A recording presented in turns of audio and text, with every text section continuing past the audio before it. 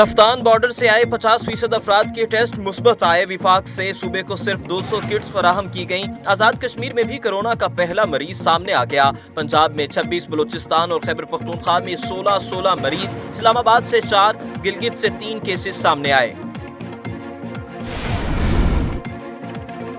1 जून तक पाकिस्तान में किसी किस्म के इम्तहानात नहीं होंगे। वज़ीर तालीम शफकत महमूद कहते हैं कि कैम्ब्रिज से इम्तहानी शेड्यूल पर नजरसानी की दरख्वास्त की है। 27 मार्च को सूबाई वज़राए तालीम से मुशावरत के बाद फैसला करेंगे 5 अप्रैल को स्कूल खोलने हैं या नहीं।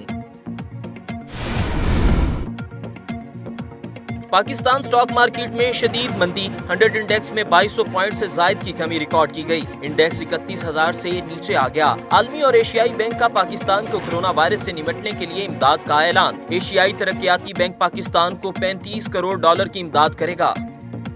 अगर आपने अभी तक हमारा चैनल सब्सक्राइब नहीं किया तो अभी सब्सक्राइब करें और बेल आइकॉन को क्लिक करके हमारी लेटेस्ट वीडियोस के बारे में अपडेट जानें।